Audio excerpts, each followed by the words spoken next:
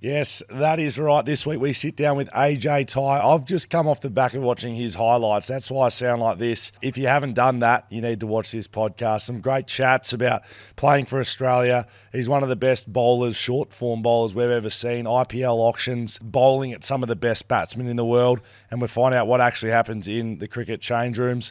If you're not subscribed to us on YouTube, please do. You get all of our episodes there, backchatstudios.com.au. This summer, we are combining, doing something very special with the Perth Scorchers. Stay tuned for that. BackChat, Perth Scorchers.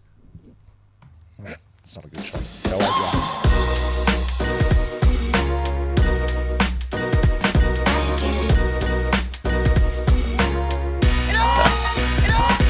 That's right. Dan is very excited because we're talking cricket today, and you have raised the bat already, which is absolutely worrying.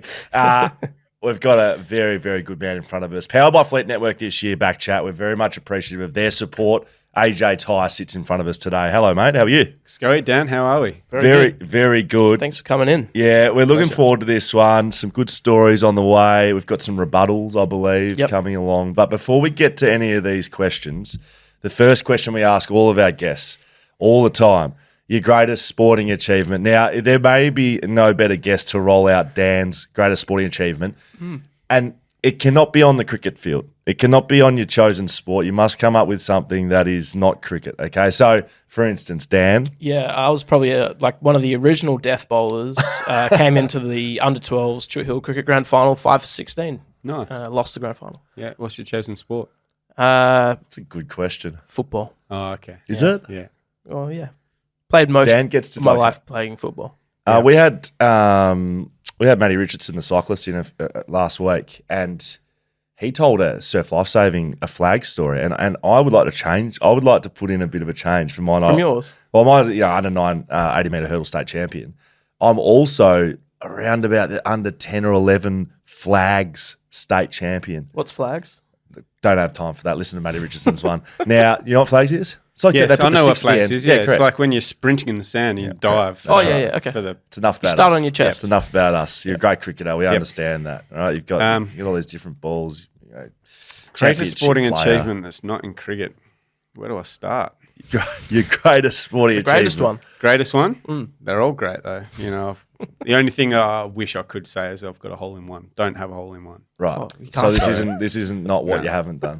No. Probably saved a penalty when I was goalkeeper when I lived in the UK for 18 months. And, yeah, that was probably... What sort of level? That's unreal. Sunday League, fish shop, Division 15, something. Right, but and you were goalie for the Division 15s. Yeah. Oh, I was no good with my feet, so used my hand-eye catching coordination were to be they a kicking goalkeeper. quick enough for you having to guess, or were you able to see where the ball's going and then jump at it? I sort of half guessed and then saw, and then I was like full stretch and just got enough on it. The boys would have loved that. Yeah, they did.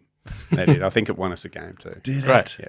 I think we were 3-2 up and it kept it 3-2 up. Do you remember what your first car was? Powered by Fleet Network this year. Yeah. Yep. What was it? It was 1991 Mitsubishi Virat. Ooh. What's a Virat? Sounds so it's exotic. like a fancy Magna. See, I have Magna. Yeah. So it's a fancy Magna. Yeah, mine had like a graphic equalizer in it, everything. What? What's that? Surely. It's where you adjust the hertz and frequencies to get the sounds just right. That's unreal. What colour? Blue. Like a blue.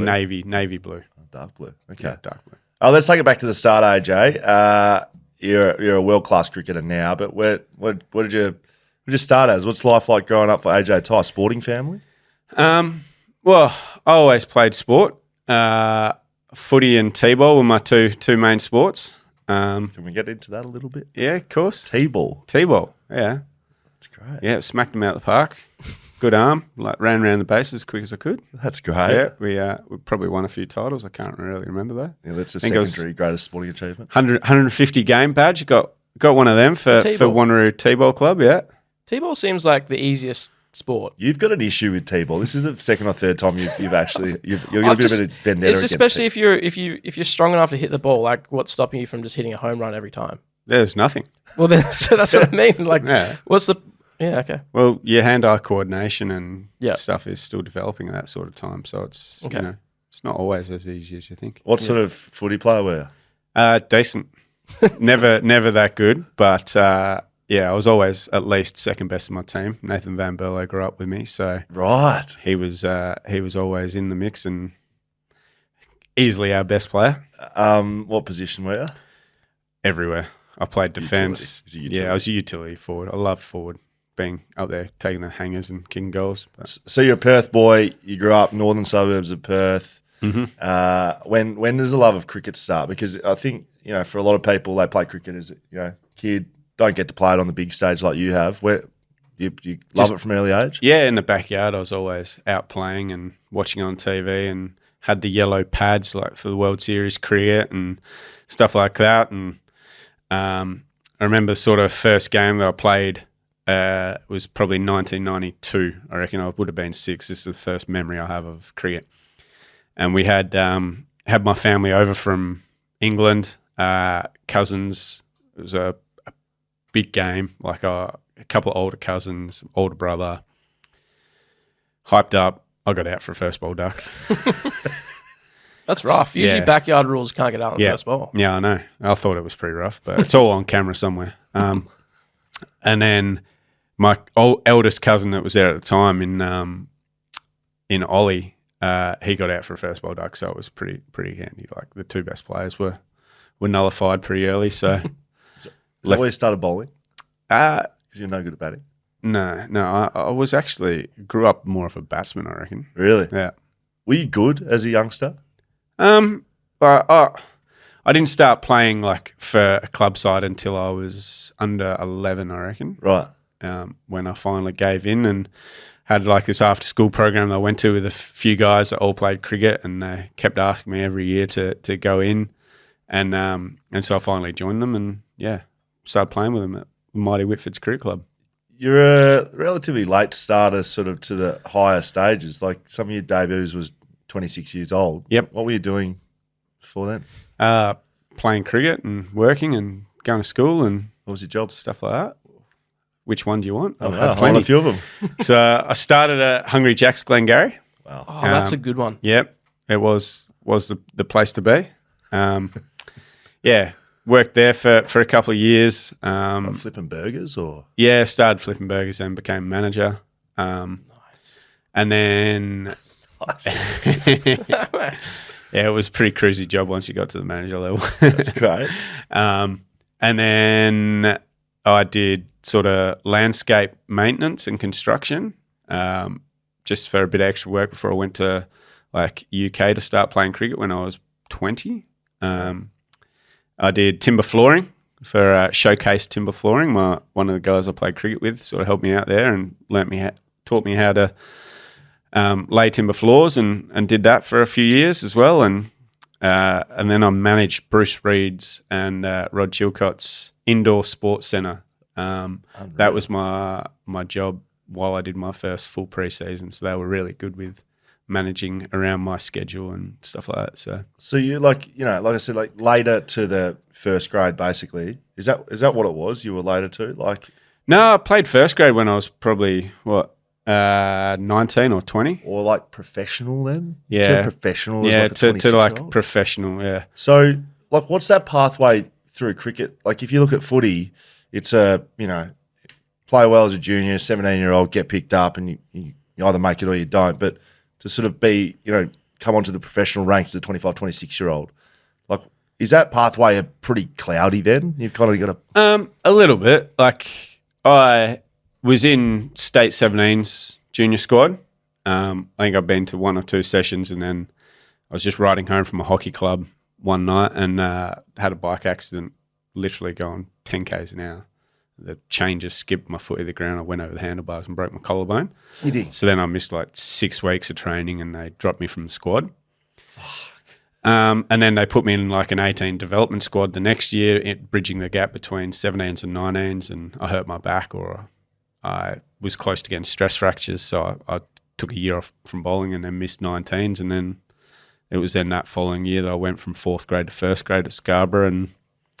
And they just sort of didn't think there was much talent in WA at that time, and they were getting blokes like Nathan Rimington, Steve McGoffin, Ben Edmondson, Michael Hogan, Jason Berendorf, those guys in from other states to try and bolster our stocks, as say. And yeah, like the second team cricket, which then after that, if you had good performance in grade cricket or whatever, there was second team cricket, but it was like an under 23 comp. And you could only play under 3 guys over the age of 23. So then more so that was about the time where I was sort of having a lot of A grade success. I was just over 23, and so I couldn't get a game because they were using the spare guys who were already in the system older to get them game practice in that futures league. So it's a bit of a tough sort of pathway, but who's operating that league? Is it through like the WA cricket body or something? Yeah, it's like a CA competition, but they've now scrapped the futures league of under 23s, and it's just a full second 11 comp, so you could play pretty much whoever you wanted. Yeah. So what year is that? Like 20? Well, if I'm 23, that would be 2009, right? 2010, somewhere around there, right. So, and have you always like you're probably most well known for your short game stuff and your ability to adapt to that side of it, but that hasn't always been a part of cricket. So the long form and one day, and like, where do you fall with all of that in terms of what you love playing the most? Oh, I love playing all formats of cricket. Yeah. These days, the 4-day cricket would probably be a bit too hard on me because I haven't played it for 5 years. Yeah. So, no, I loved all of it. Like, anytime I got a chance to have a red ball in my hand, I'd run in, and it's a game of patience and skill. So as a cricketer, it's a chance to sort of really test yourself out. Whereas a lot of the white ball stuff is very skillful, and it just requires you not to be as consistent, I guess. But you can sort of get away with things. You can bowl a really bad ball and still get a wicket, whereas 4-day stuff, it's generally if you bowl a bad ball, it gets put away to the boundary. So does that suit you, the ability to change up your bowling? Again, I think this has sort of been covered, but all your different balls that you got rolling around. I want to go through some of them. But like, you seem like you enjoy that side of it. Yeah. As opposed to just, hitting the spot line and, I know you can do like that. I love being creative, and I love sort of exploring different options. So to have that ability just to figure out something different around the game of cricket and explore, every possibility I could think of and other people can think of, I love. So how do you do that? Is it a training? You boys sitting around going, oh, should I try? Yeah. Bowl this one out of the back of the hand. Should I just try bowl this one? I went through a stage where I was like, I wonder if I could bowl a flipper. Like, that really worked for Shane Warne. So I wonder if I could maybe like pull out this flipper out of nowhere that people think is a slow ball, but it's not. I bowled it a couple of times, some to success, some not so. But yeah, it was just a bit difficult to actually, engage and sort of pull through a lot. So I've sort of scrapped that one for now. But are you naming these balls as you come up with new ones? Not or really. Is other people naming them? No, the knuckleball was pretty simple. It was just a knuckleball. So I didn't name it. Other people sort of said, "Oh yeah, look, it looks like it's come off the knuckles." So it's a knuckleball. That's always been around as a baseball pitch. So no, I don't really name them or anything like that. So what have you got? How many balls, if you had to put a number on it, have you got in your repertoire? 100 or like 10? Nah, probably about 10. And when are you choosing, like, as you're running in, are you as you're like walking back for your next ball, you're going in your head like what you're going to do? It's just like a slot machine. Like no, pretty much. It's all a lot dependent on the game, the pitch, the batter. Like, there's a lot of thinking that goes into it. If something's working, like if we've got a pitch that's a bit bowler friendly, I'll generally not to use my change ups. I'll just sort of try and hit at a length and nip it both ways, like just wobble something down there, and use the pitch to my advantage. But then when it's flat, batsmen are going, I'm just trying to keep them guessing so that they can't get in a rhythm, change up their swing speeds, etc., stuff like that. So you've had some of the great balls I've ever seen, watching some of your highlight packages, ins and outs and slow balls and fast balls and bounces. But we did find one ball that what do you call what do you call this one? I'll just Do you have a name for this one? Yep. I've actually I tried so hard to hold on to that. What happened? Those are just listening along. AJ, you talk us through it. What? Yeah, so I've run into bowl. It's against Tasmania? Yeah, against Tasmania. Bowling to Jordan Silk. And if you post the footage, I can talk you through it. You see where my back foot lands? That normally lands sort of next to the stumps and behind the second crease, whereas I missed it and it went too far forward. Right. And so then to not bowl a front foot no, it just sort of threw my rhythm out, and I was like, uh-oh. And I tried to hold on to it, and it came out. Like, I was trying so hard. I was literally like, and then just the momentum of the hand, it just like came out and landed straight on my feet. And it was just... It reminded me of the John Howard special. I think George Bailey, chairman of selectors, messaged me after they go, Johnny Howard! I was like, I feel bad. Mate, we could have shown, we had, I don't know, maybe, how many wickets have you ever taken? Do you know the numbers there? What, for, it depends. Nah, in total. Total? Yes. For just Scorchers life. Or life? Would it? Well, no. It'd be somewhere 600-ish. So we could have shown up to 1,000 highlights, but we decided to show AJ TYE. Your only bad ball of your whole career. There's been a few. I think I bowled one in India that landed straight in the keeper's hands. The Harmison. Yeah. The Harmison at the start. Yeah, literally, I tried to bowl a knuckleball, dewy, wet, slipped out. How much of it is, you're speaking a little bit about the batter v bowler thing, like how much is it a mental game, as much as you got talents and skills and work hard on your stuff? There's a fair bit of mind games and mentality goes into it? Yeah, sometimes. It's a lot of, I see it as trying to read a batsman, knowing their game, know what they're going to do, and then trying to put the ball in an area where you're most likely to get them out. I'm probably more of a pole hunter than most guys, and I try to get batsmen out a lot of the time. Yes. Because I feel sometimes the best defense is a good offense. So,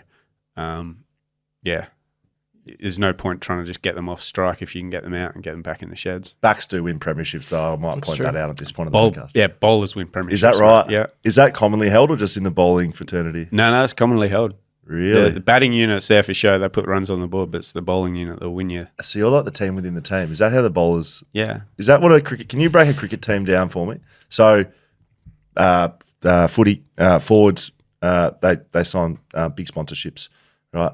Sorry, forwards... They sell the memberships. People come to watch the forwards. Yeah. Want to go watch the goals. Yeah. Mids, they got the big money. Sponsorships. Backs, premierships. Give me cricket terms. Okay.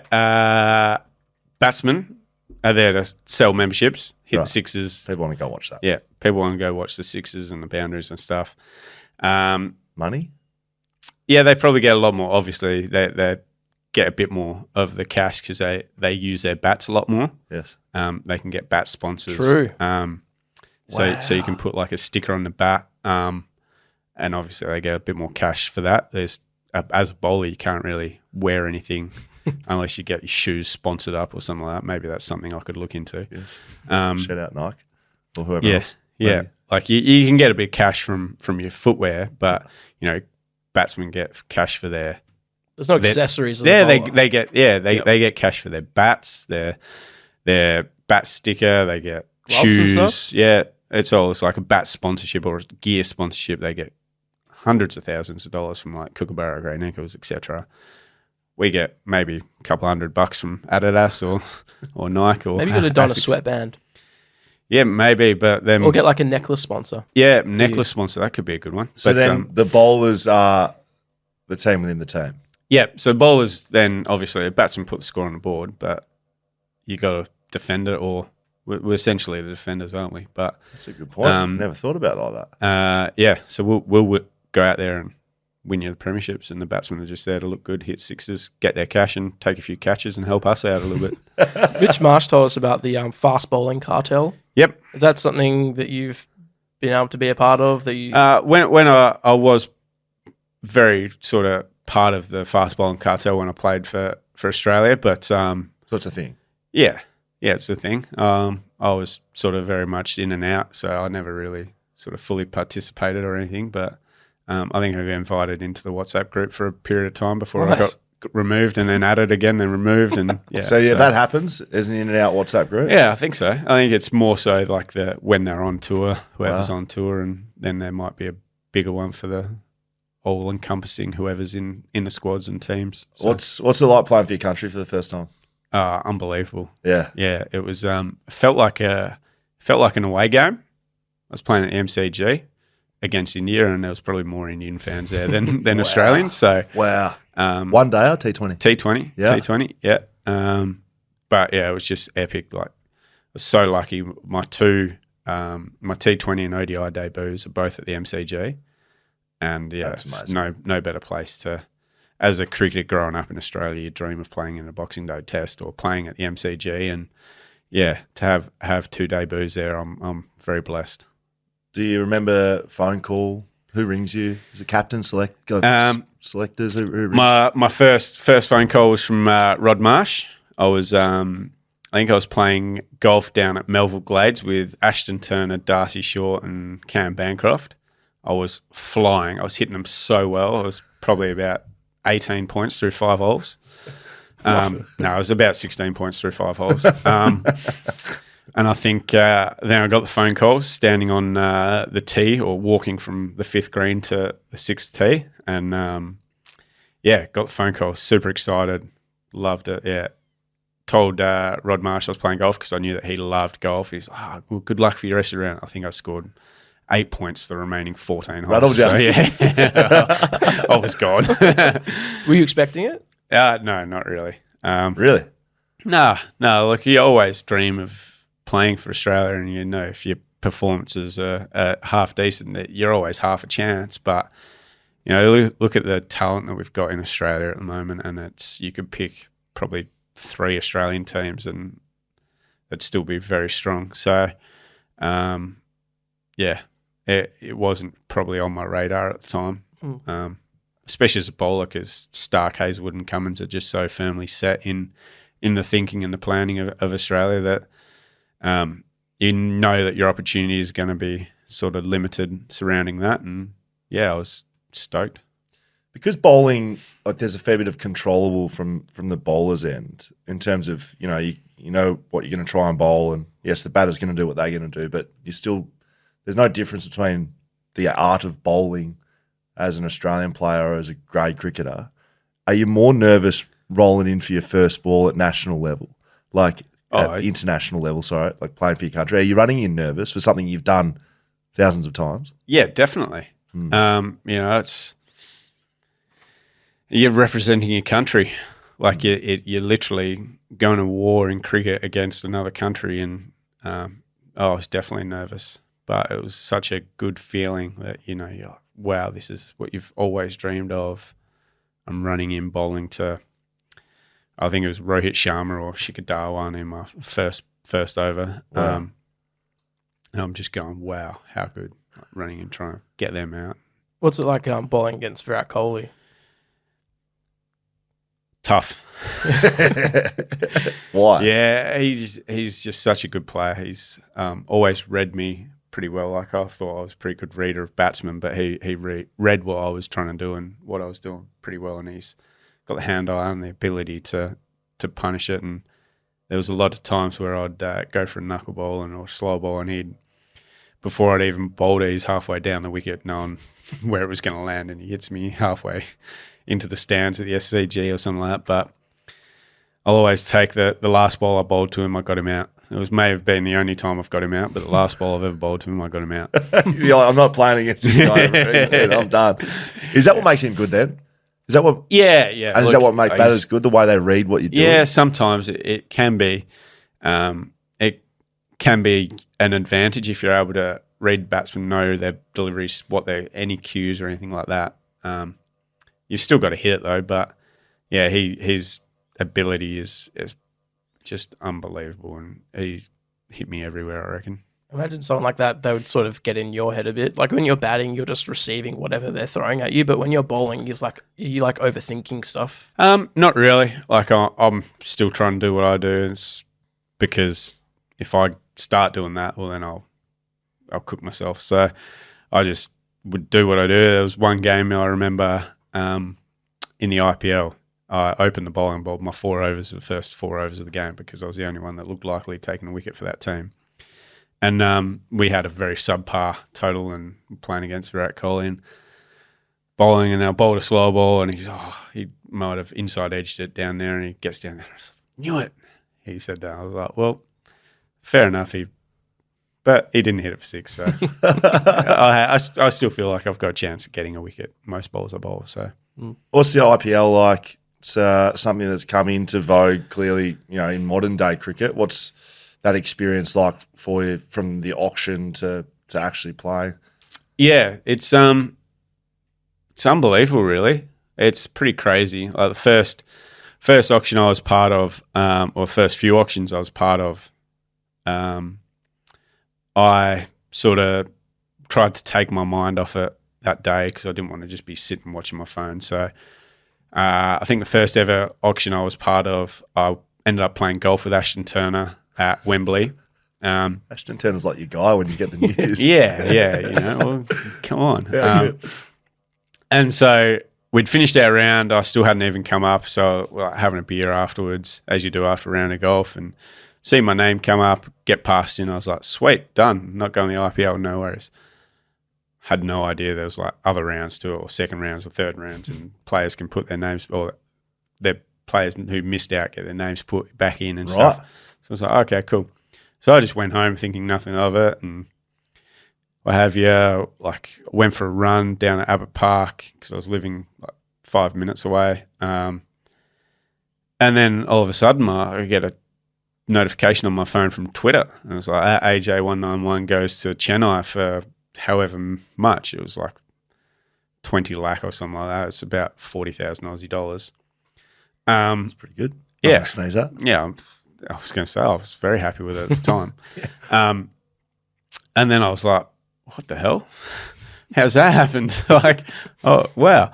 And so then my routine then was like, I was going to run around Abbott Park, go to the shops, grab some dinner and go home. And I'm like looking at my phone. I've got 4% battery. I'm like, oh, shit. What happens here? Do the team contact me? Do they call me? Do they tell me what's going on? All right, so I go to the shops and walk around the shops, get a call from the manager of Chennai who'd picked me up, and had a quick chat to him. Was like trying to like be very excited and stuff, but be mindful that I didn't lose my phone halfway through and it just cut out on him.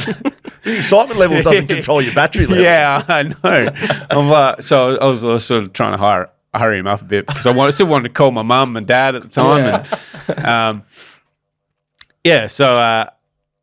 It was pretty bizarre experience. I was like literally sat in my car when I found out I was going to the IPL, but then once I got over there, it was just amazing. It's a religion to them over there, cricket. So you could do anything. They're like, one click, I just love it. It's hard. It would be so hard being like the Virat Kohlis and the top echelon of, or just any Indian player to actually live a normal life out there, because as soon as they go outside of their homes or whatever, it's just swarm and mobs, and they're just crazy about it. So, had a great time. And I used to, when I first got picked up, I had my big bushy beard. And then I was like, I actually want to go out. I was in Mumbai. I want to go out, have a look at some of the sites. So I took my contact lenses out, put my specs on, shaved my beard completely off. So I was clean skin. Walk around Mumbai with hat on, like clothes. Like no one's going to know me. Like surely. Incognito. I've gone the reverse disguise. I've taken things off to be in disguise. And I was still going, you're a cricket player. Chennai, Thai, you're Thai. And I'm like, bullshit. Wow. No, man. Nah, that's my brother. He's got the beard. I don't. But then they still go, no, yeah, one click. And so you take a photo with them, and you move on, and then It's dangerous though, because once you take a photo of one person, I learned this out pretty quickly. You take a photo for one, then all of a sudden you've got 50 people around you. And you're just Really? People realize there's someone of note. Yeah. So, what's the? I mean, we could just look this up, so I guess it's not personal. But like, what's the most you've gone for in an auction? 1.4 million Aussie. Does that, again, probably personal of some note? Like, is that your contract? Is that a stupid question, or is it that's your contract? That's my contract. So I think it was about 7 crore. So it's all done in like crores, Yes. and then you see it when it comes to IPL auction time. They all convert it to Australian dollars. Like Greeny went for 3 point whatever. Pat Cummins has gone for 3 million, etc. So yeah, literally, I didn't even know what I'd gone for that day because I was playing a game of cricket. I thought you were going to say golf again. No, this one was legitimate. So I think it was done over 2 days, the auction, because it was a big one. And first day came up, we were actually playing the first game at the stadium here, the ODI against England. Huh.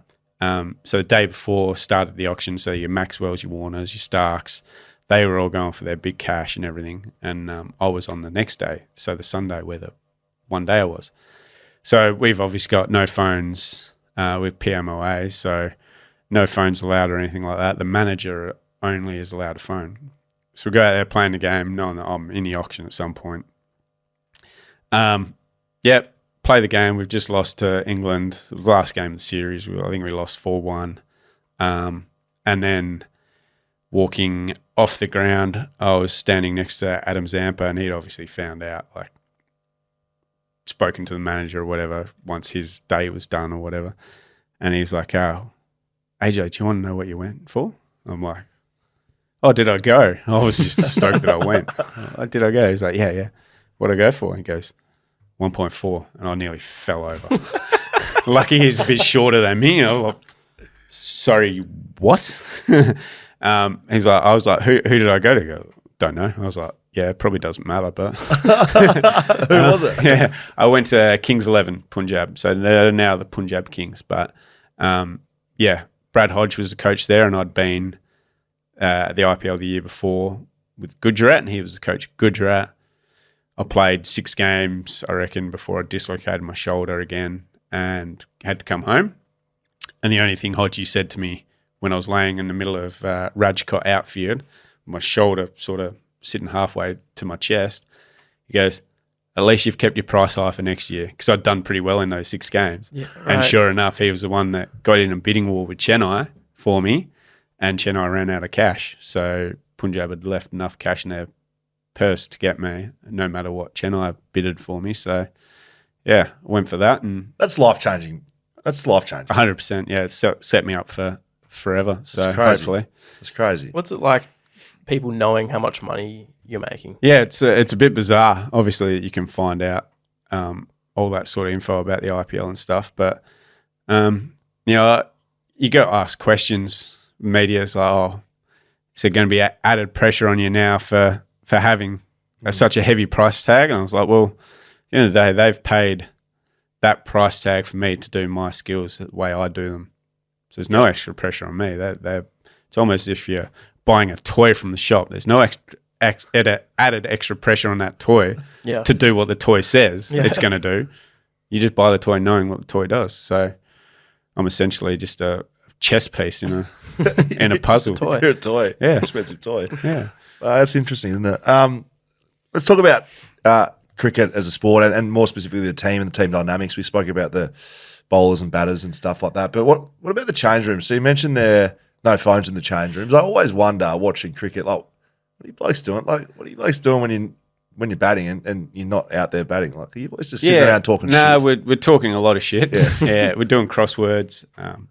The odd guy will be off chatting about his game if he's got out for 0, chatting to the coaches, trying to figure that one out, and look at the vision, see if he was out or not, that sort of stuff. But yeah, you just talk a lot of rubbish. Luckily, there's some guys that you don't see a lot of, like the team doc's in and around. He generally only comes in for games or stuff, and he's always a fun guy to hang a bit of rubbish on, talk shit too. Yes. we've got him wound up a lot of times. You get to the point where you done with talking absolute jargon. You'd have to be coming up with stupid stuff to be doing up there. Like there's some stupid games that we play. Like you have to figure out riddles and stuff like that. And but more often than not, everyone just does their own thing. Has coffee, has some food. Sometimes goes out the back. It's 4-day games. Some of the bowlers might go out into the change rooms and have a little kip out the back and just rest their bones. We've had Mitch Mars on the pod, the Bison, enormous head. I've heard sort of rumours around head sizes and we. This is the other thing. Mitch does have a massive head. Yes, and then it's confirmed. It is. It's very confirmed. So the other thing around cricket is rain delays. Obviously football you play. Doesn't matter the weather. Whereas cricket, if it rains, you can't play. So you're sitting around waiting for the rain to stop. And then when you're talking shit already, then you're just like, well, far out. What are we going to do now? Can't watch cricket. Nothing to watch. Nothing to watch. So you end up in the change rooms and you're figuring out stupid shit to do. And you end up weighing people's heads. What? Yeah, like we had scales in there because we normally weigh in, weigh out at games and stuff like that. And there was a game, I think we were playing Hurstville over in Sydney. It was during the one-day cup or whatever. And someone came up with the idea to weigh everybody's heads, see who actually had the heaviest head. How do you do that? So we would get the people to lay down and say this is the scales. They'd lay down and then they'd literally have their neck or the back of the shoulders on the edge of the scales and then just literally lay there, rest their head and relax on the scales. And sure enough, we did it. Everyone's heads were pretty normal. Like, what sort of weights are we talking? I reckon about 3 kilos, 4 kilos, somewhere around there. Impressive head weight. And then we managed to convince Cameron Bancroft that he had the heaviest head there was, and he ran with it. I think he even mentioned it in a press conference, not knowing that we were. You could have a look at the footage. I think it's in a press conference somewhere, but. We led him to believe that he had the heaviest head. Or did you doctor it? Did someone? Yeah. We just it didn't matter who weighed him. We were all clued in on it. That we'd always just like touch our foot on the corner of the scale when he had his head there. It would be like in the back corner, so he couldn't see it. And he wore that as a badge of honour. 100%. He thought, well, surely if you got a heavy head, you got lots of intelligence in there. Like he's big brainy, big dense, like hard bastard, like. So it was quite funny. Like bangers is one of our easiest targets. There was another one I reckon in Sydney that we get bored. I'm generally the perpetrator of everything that gets done in the change rooms. Yes. But one day we decided to tape one of his bats to the roof. They had big change rooms that had lots of pipes in them. They were a bit high up, so I got a couple of chairs or a physio table. I'm up there, strapped his bat to the roof, like using the physio tape, whatever. Bangers comes in probably a couple of hours later after scoring 100, as he does. And he's like packed up his kit at the end of the day, had no idea where his bat. Where's my bat? Had no idea. Like saw it on the roof. Like what? And then he sort of ran with it again. It's like, well, next time we went back to the change rooms to play another game there, I walked in one day and Bangers is strapping his own bat to the roof. I'm like, Bangers, what do you do? Well, last time my bat was strapped to the roof here, I got 100. So that is amazing. So, Bangers is pretty good. He's good value. Like, yeah. Imagine rolling in a year later. That's very good.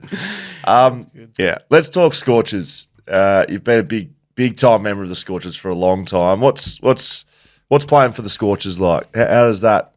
It's very much a West Australian team where I would look across the BBL, even across time, and there's a lot of ins and outs, a lot of different players playing, but Scorchers is heavy Western Australia, isn't it? Yeah. Yeah, I think it's we like it that way because we're at WA. We're such a tight family. Like we're all best mates. A lot of us have kids the same age now, and they're growing up together, seeing each other at every game. And essentially, a lot of them you look at the likes of Bison, Joel, Ash Turner, Ash Agar, Cam Bancroft. They all sort of came through the junior ranks together and have been sort of together since under 18s, under 19, so 10, 11 years now. So they grew up playing together, playing against each other. And so that they've been sort of the sort of core unit, I reckon, to this group of players coming through since then. Obviously, then you got Sean's brother, Mitch's brother Sean, who was in there. Defected, didn't he? Yeah, he did defect in the end, not by his choice, I don't think it was, but it was essentially by his choice. But there was a lot of stuff going on there, and then you've just got these other guys coming in like myself or Dorf, and just been in there and around the group for long enough that we've just sort of got this tight unit together that. Yeah, we just love hanging out together. And then when it comes to Scorchers, most of us have stayed there, but we can't obviously keep them all because we're all too good. So blokes like Darcy Short and Tim David and Josh Philippi and Joel Paris and David Moody, all these guys have had to go and find big bash deals elsewhere, which is essentially it's only good for us in WA because they're getting proper playing games rather than maybe sitting on the bench hoping that I roll an ankle or Jai does another hammy or stuff like that to get a game.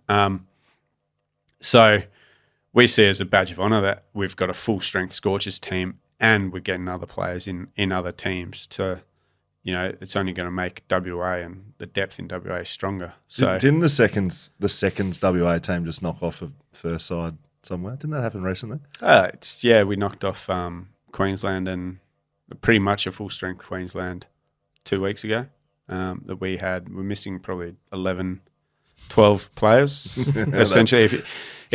If you put everyone who wasn't available for that game on paper, there's a pretty good team there. So that culture that exists, that's all good, but it translates to performance. Like you guys have been incredibly successful. Yeah, well, we're very lucky that we've got that unit. We're all pretty good, and then you throw in the mix of like playing at the Wacker, and now Optus Stadium it's a very sort of unique surface to around the world or around Australia. It's a bit different. Optus is? Yeah. Optus is fast. It's bouncy. Lots of people don't like the flight over here. It's a long flight, and we have to do it more than anyone, so we're used to it. But they don't like coming over here because they know how good we are. They know how good we are in our conditions, and it's always a challenge for them. So I think that sort of factor plays into it, and then the fans just get so loud. Like we probably average the most fans in the ground at any other ground. So they get in, they get loud as soon as we get on top, and then it's just relentless.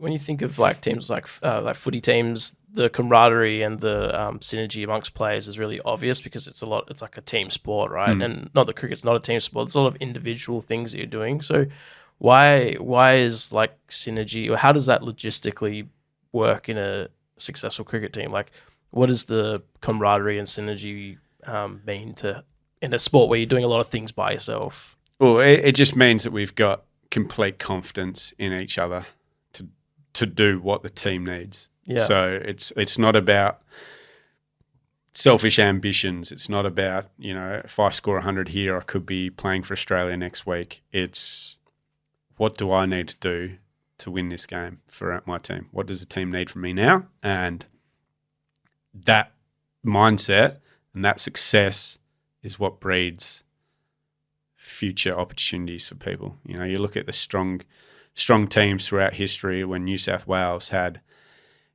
half the Australian team playing for them, and they were the War Brothers, Haddon, like all those Bevan, Kadich, they were a strong unit. Brett Lease, Stuart Clark, Shane Lee, like list could go on, but that's because they had such a strong state team.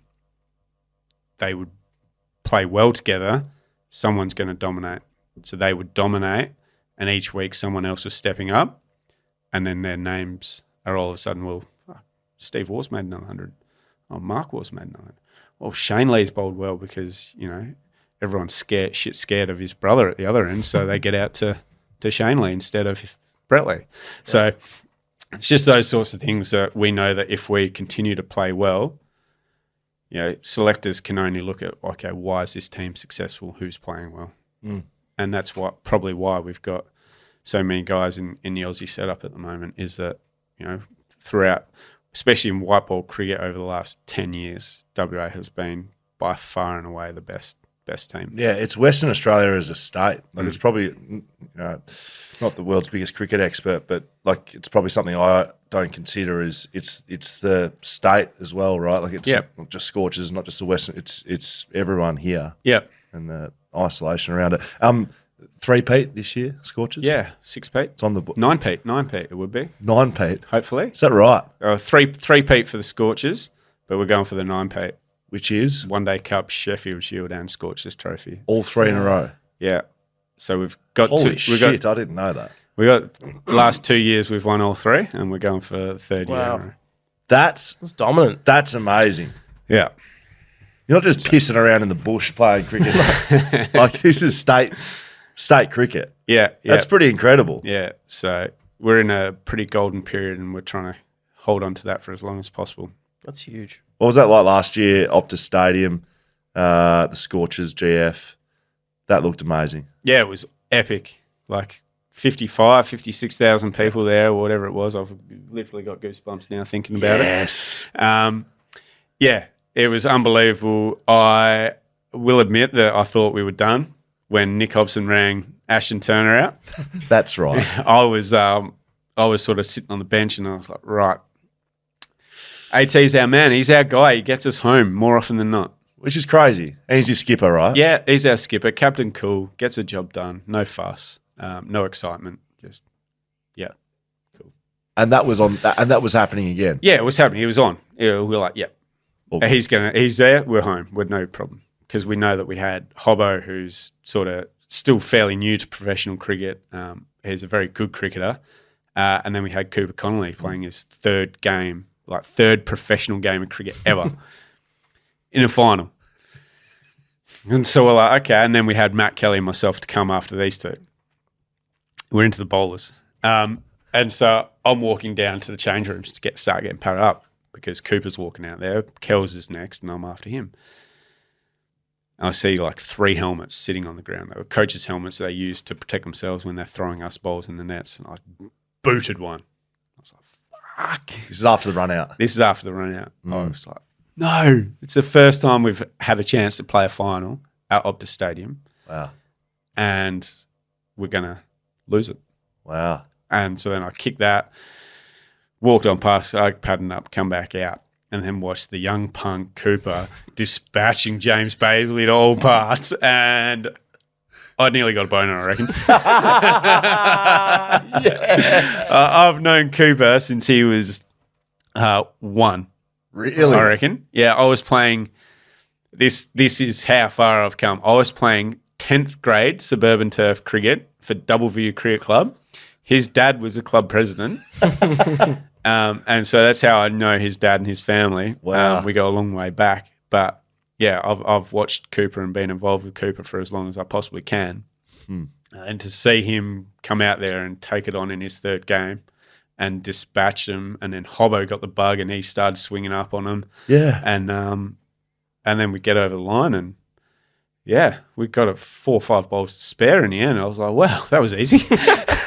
But yeah, no, there was a time. It was just an absolutely epic atmosphere. The crowd was right behind us. It went nuts when we were running on there.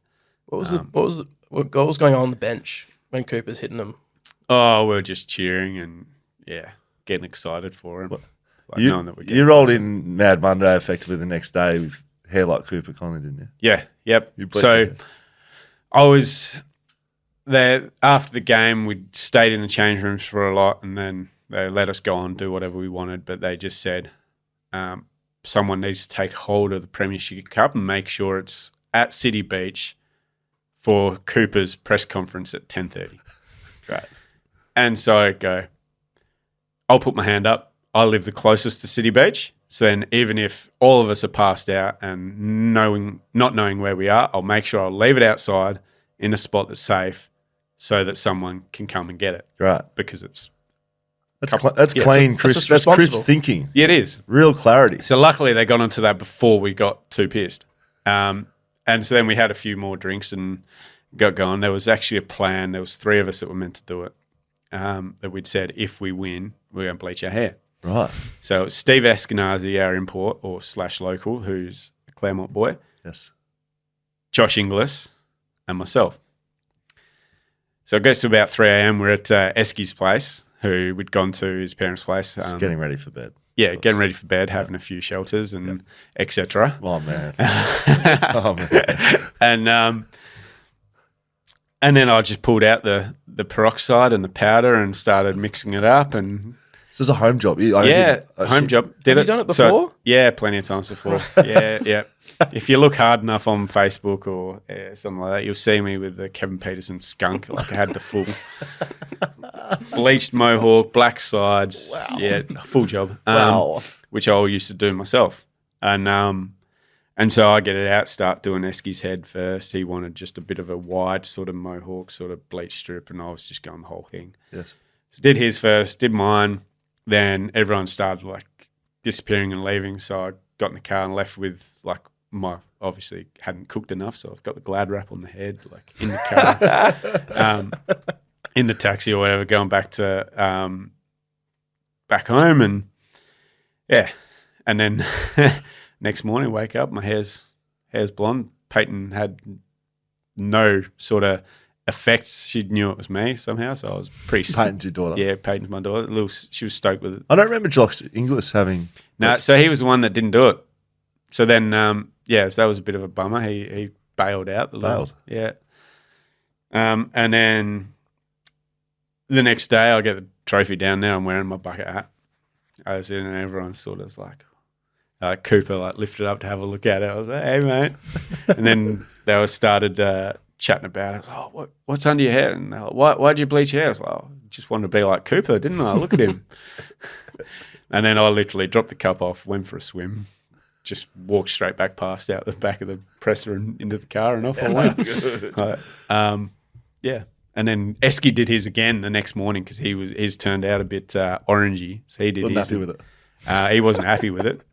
And he ended up burning his scalp, and he had like a proper. He needed to go to the doctor the next day and get like a cream and stuff for it. Yikes! Boy. The pains of fashion and looking good. Yeah, of course. Media and people alike enjoy you staring down the barrel of cameras. Yep. What's going on there? What's happening? Well, it's something we used to. I reckon it was Big Bash 4 or 5 or 6. I reckon we used to just sort of look at the camera with a pan face like that, and then we just all of a sudden you go. But then, good bit. I just found that by this stage, Peyton was probably 6 months old, and for the first 3 or 4 months, you just like sit there like looking at you. And she'd just be looking at you, so I'd be staring at her back, and then we just went from there, and I just sort of started doing it in the camera. So someone would be chatting. I'm trying to put them off, but I'll be looking at the camera. It turned into a thing, didn't it? Yeah. So. It's everywhere. Can you tell us about the bowl against James Vince? Yes. So he's... What's this? He's on 98. Yep. I think they need 1 run to win. 1 run to win. He needs 2 for his 100. Yeah, it's power. It's power surge, so I'm only allowed 2 fielders out. Yep. So he's got a lot of things in his favour. So he's probably going to score 100. Yeah. His chances are very high. So I'm going to steal the ball again. Yeah, please. So we're playing in Canberra, Manuka Oval. It's been a bit dewy there. So the slow ball that I was bowling that night was slipping out a bit. Like I'd bowl one deep in the hand, and I'd be trying to land it short, and it was like slipping out because it's slippery. And being a length ball, and quite a few got dispatched because they weren't where I was aiming. So I've gone, right. 2 men out of like deep square, deep mid wicket. We've got pace off into the wicket, so he can't hit it over them, and he has to hit it bloody well to get it past them. So I was trying to get him out. So I'm running in, getting him out for 98. I'm like, yeah, come on.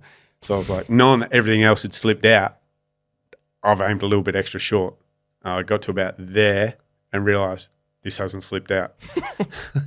And it comes out. It was almost a repeat of the Johnny Howard ball. I felt like I let it go at my toes. I was like, as soon as I let it go, I don't know if you could hear it on the audio, but I was like, oh no. And into the wicket, and I saw it balloon over his head, and I was just like, I'm so sorry. Like straight away, I was sorry. I was literally like, I've played with Vincey since in the same team, and yeah, we're all good. He knows I didn't mean it. And yeah, it wasn't by any streak of them. So then that counts as a wide and they win the game. So is that what the controversy is? Yeah. So that essentially I got a lot of hate that people thought that I purposely denied Vince a chance at 100. Yes. When essentially I was trying to get him out, and What's he said about it to you? Because you are teammates or were teammates? We did. We went and played in Pakistan together and in the T10s. Yeah.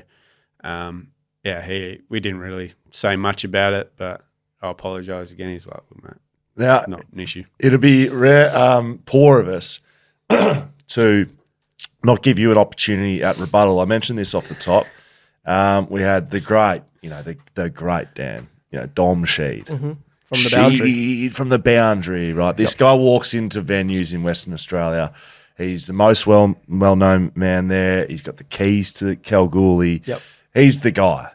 And he's done it all. Single-handedly won West Coast Eagles. Yeah, that's right. So Dom Sheed, big guy. Had him on the podcast. Mm-hmm. Talking to Dom Sheed, massive Scorchers fan. Huge. Which is funny. Yeah, loves his cricket. He just, because he probably rates, knowing Dom, rates himself as a cricket player. Bats, bowls, all that stuff. Remember he told cricket stories? Yep. Couldn't get him out as a junior. Anyway, that translates into adulthood. Scorchers, massive fan. And at the time, and still, really, AJ's still performing at a very high level, but AJ's the best bowler in the country at this stage. And so, big Scorchers fan, but even bigger AJ Tyre fan. His favourite, he said favourite player. He said favourite player. Yeah. He is at a Christmas Eve. Yeah. Is that right? Christmas Eve One party? of our mates, yeah. Take the story away because we've heard from Dom on his side of things. Yeah, so I was at one of my best mates' house having a beer. Obviously, I see Dom roll in and he's chatting a few guys. Because you like your footy? Yeah, I love my footy. West Coast fan? Yeah, huge West Coast fan. Dom Sheed fan? Dom Sheed fan. Great. Yeah. Who isn't? Who isn't? Who isn't? I love left footers. They're like the best. I'm jealous of left footers, left handers. Great. It's so much easier for them. Great. So yeah, we're hanging around. I needed a beer. He's standing next to Yeski as Dom always does, and grab a beer and work myself into the conversation. Hey mate, just chatting away. I think I knew that he's who he is, so I was just like, he's a big dog. I'm a big dog, but I'm starstruck here. So I went back in. I think I was talking about big dogs going on. I think I was talking about playing for Scarborough and stuff like that. So I didn't really tell him I played for the Scorchers, but I was like, well, if he's a cricket fan, he knows who I am. So I'm not going to sell myself. I'm not going to lay it all out there.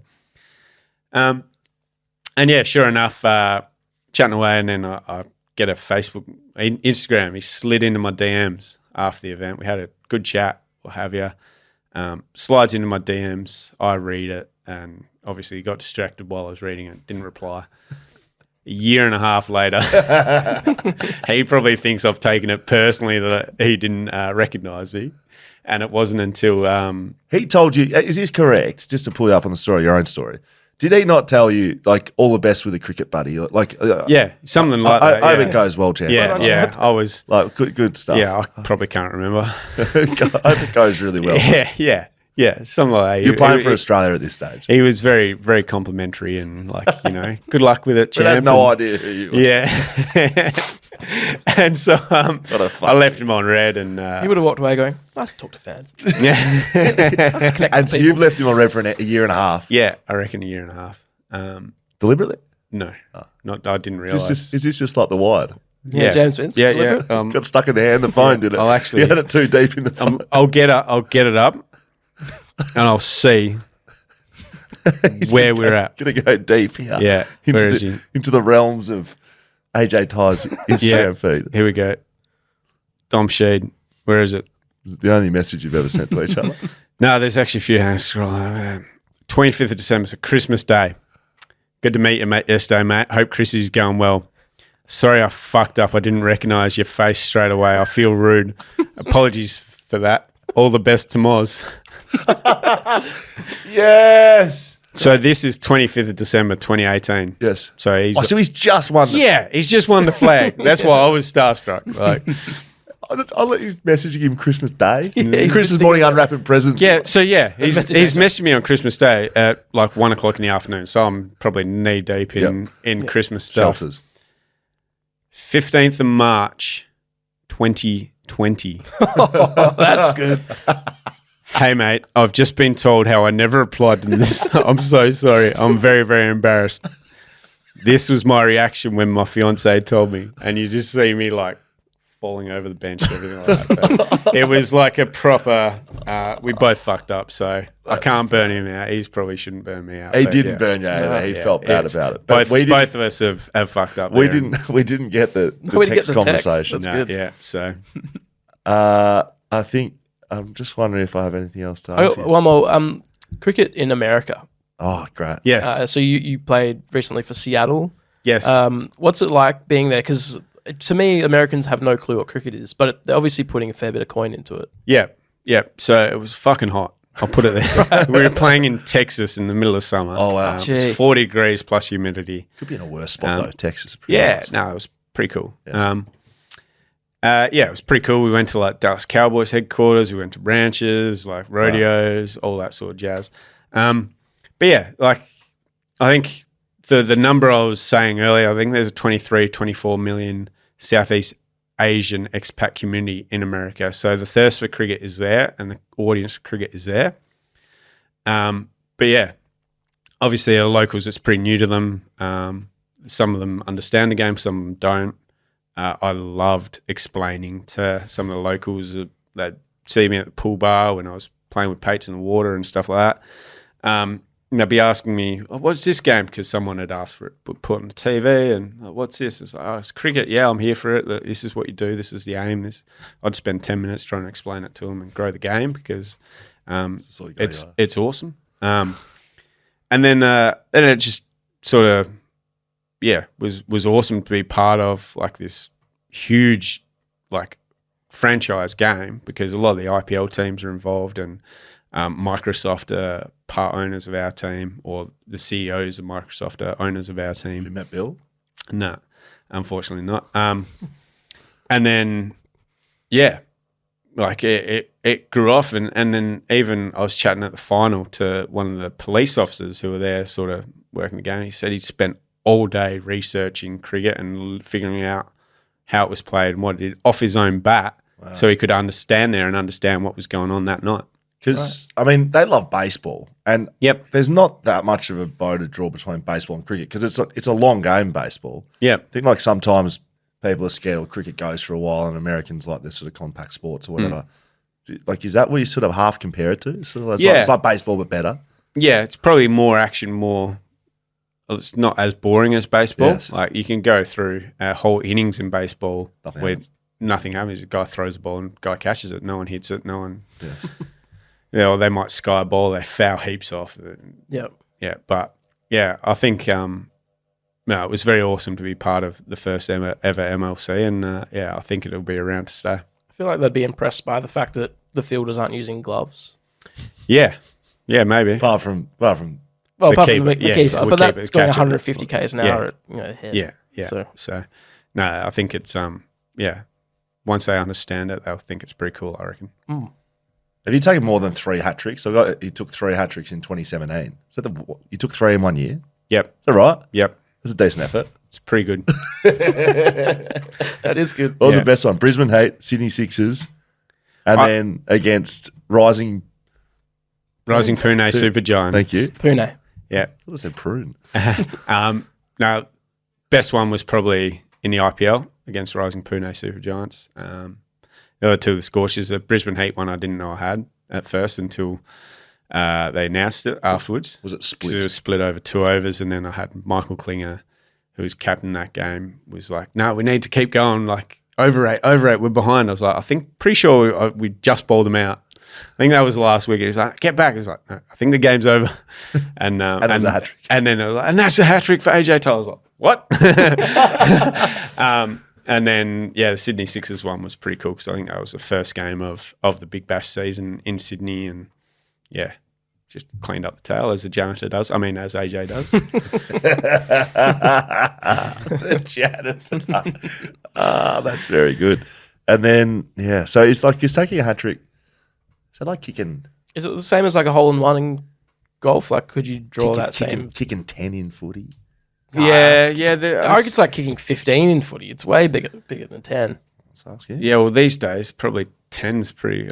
Charlie kicked 10 this year, didn't he? Twice, yeah. So against West Coast both times. Yeah, exactly. So maybe if he gets one, So you did three. I did 3 in a calendar year. So like how that's very rare. I don't think anyone else has ever done that in cricket. Is that right? Yeah, in professional cricket. Like hat trick isn't like the hat trick's big. Yeah, it's huge. Yeah, on that third one, when you're on for a hat trick, did you think it was going to happen after you'd already done it twice?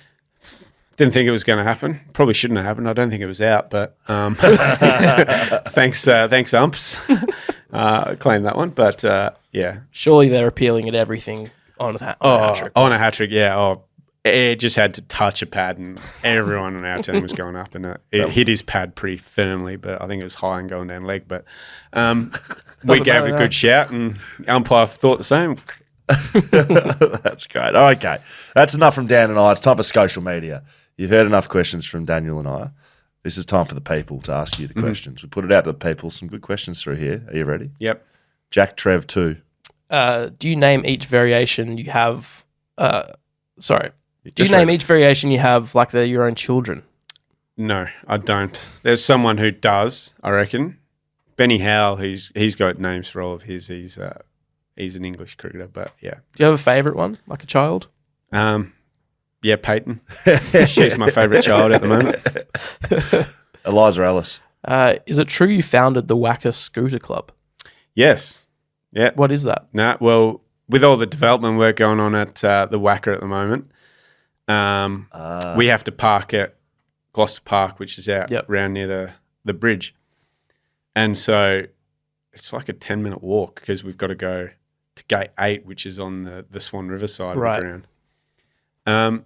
So the wife had bought me a scooter for my birthday a few years back, because... Like a Razor or a motorised one? Motorised electric scooter, because I felt it was too far for us to walk to the beach. It was a 6-minute walk, so on a hot day. So I just one day I was like, fuck it, I'm not walking. Right. Chucked the scooter in the back of the car, caught on.